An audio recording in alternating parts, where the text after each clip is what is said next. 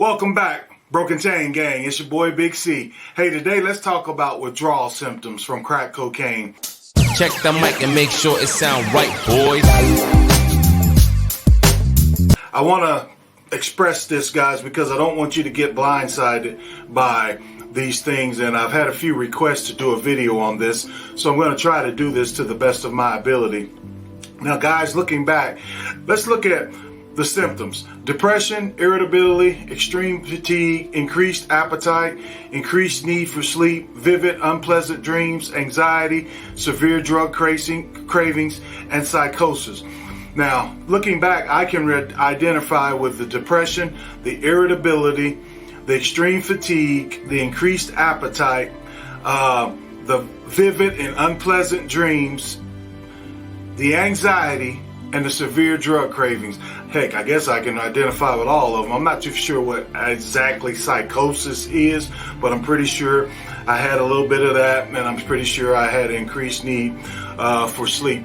But guys, the one thing I want to talk to you guys about is to know that these things are going to probably creep up on you early in recovery.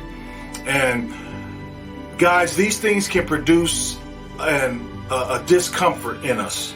And so we need to be aware of what we might be facing, because guys, you got to understand, when we first get off of crack, and the addiction is looking for anything to take us back. So it's fair to understand and know that these are the things that are going to kind of come upon us: depression, irritability, extreme fatigue, increased appetite, increased need for sleep, vivid, unpleasant dreams, anxiety, severe drug cravings.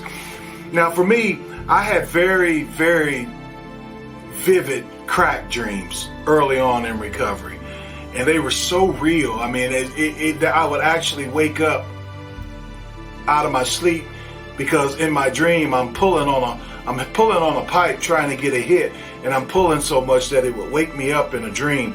And these dreams were so vivid, man. They were so real.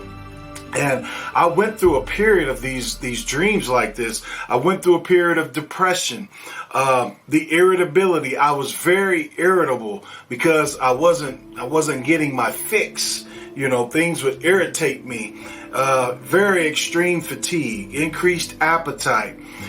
Guys, understand this, and this is how I overcame these. Two ways.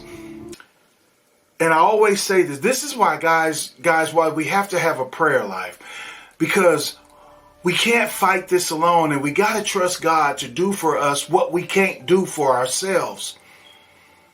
And so we have to incorporate prayer to help God, so that God can help us overcome these things. Now, what did I do to get through it, to help myself get through these things? You have to find a way to give yourself another dopamine hit when you're going through these things. That's why I say you got to find a new interest. You got to find a new hobby. You got to start working, whatever it is. If it's working out, if it's going for a walk, if it's sewing, if it's knitting, if it's playing basketball, whatever it is, guys, you got to find something that takes your mind off of all of this. So when you find yourself in depression, when you find yourself in anxiety, you've got an outlet. And these are the things that will help us day by day overcome. Because, guys, these symptoms are not going to last always, but they're going to come early on in recovery. And we've got to find a way to navigate through these, because on the other side of these is the road to freedom.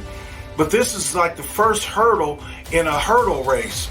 You know, and in order to get to the finish line, we've got to jump the first hurdle, and the first hurdle is going to be withdrawal symptoms.